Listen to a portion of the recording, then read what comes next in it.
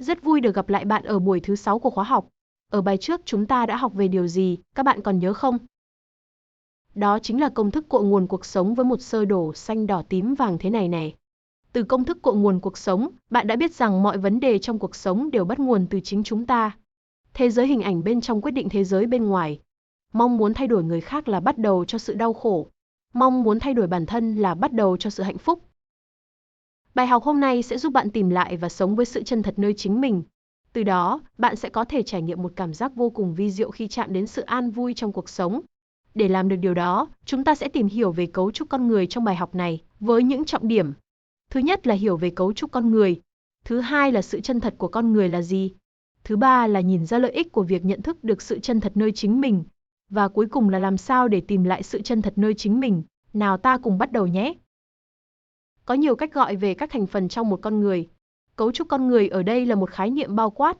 Nó vượt trên nhưng không phủ nhận các khái niệm về sinh học và giải phẫu học, dân gian gọi là tâm, tánh, tình, thân, khoa học gọi là sự chân thật, tính cách, cảm xúc, cơ thể, Phật giáo thì gọi là tánh Phật, tánh người, bong bóng ảo giác, thân tứ đại. Chúng ta sẽ khám phá về cấu trúc con người dựa trên cả ba góc nhìn là dân gian, khoa học và Phật giáo. Từ bên trong ra ngoài, sơ đồ cấu trúc con người chúng ta có nhiều lớp. Lớp trong cùng là sự chân thật hay tánh chân thật. Tên gọi dân gian là tâm, khoa học gọi là sự chân thật và nhà Phật gọi là tánh Phật hay tánh không của nội tâm. Sự chân thật bao gồm 4 thành phần là ý thấy, ý nghe, ý nói, ý biết. Lớp trong cùng này được bao bọc bởi một lớp điện từ quang. Tánh chân thật là những gì chúng ta nghe, thấy, nói biết ở trạng thái không chịu ảnh hưởng của bất cứ yếu tố ngoại vi nào làm sai lệch bản chất vốn có của nó. Nói cách khác nó là ý nghe, ý thấy, ý biết và ý nói của chúng ta. Khi dùng lớp tâm để đón nhận thông tin, chúng ta chỉ ý thức rằng mình đang nghe, đang thấy, đang nói và đang biết chứ không khởi lên bất cứ cảm xúc hay phân tích, phân biệt gì. Người có thể sống với sự chân thật của mình là người có được năng lượng của sự an vui, thanh tịnh. Lớp thứ hai gọi là lớp tánh người. Nó bao bọc bên ngoài lớp trong cùng là sự chân thật. Dân gian gọi là tánh, khoa học gọi là tính cách và nhà Phật gọi là tánh người.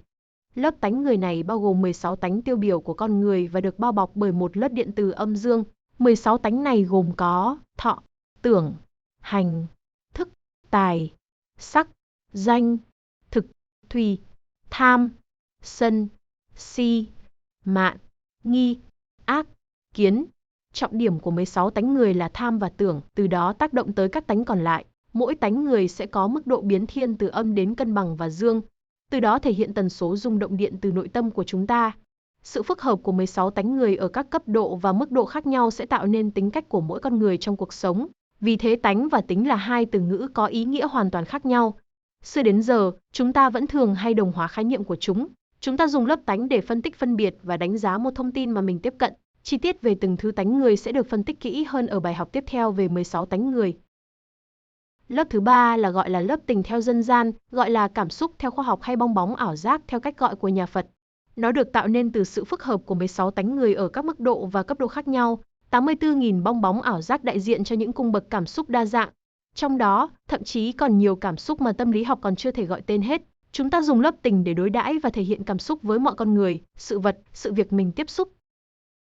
Lớp thứ tư là thân xác chúng ta. Dân gian gọi là thân, khoa học gọi là cơ thể, nhà Phật gọi là thân tứ đại bao gồm đất, nước khí và lửa. Các bạn có thấy 4 lớp cấu trúc này cũng khá gần gũi với những trải nghiệm thực tế trong cuộc sống hàng ngày của chúng ta chứ? Và bên ngoài cùng là lớp điện từ âm dương bao trùm khắp cơ thể chúng ta. Điện từ âm dương này có khắp cơ thể, nhưng cái gốc hiện diện của nó là khu vực trái tim. Khi nguồn điện từ tim mà không đủ hoặc vì lý do nào đó tạm mất, các bác sĩ thường dùng máy kích điện tim để xốp lại hoạt động của nó. Vậy là chúng ta đã có một cái nhìn khái quát về cấu trúc con người. Chúng ta cũng nắm được vị trí của tính chân thật trong con người nằm ở đâu. Đó chính là lớp trong cùng và cũng là nơi cư ngụ của não bộ, được bao quanh bởi lớp điện từ quang một cực, không có âm dương.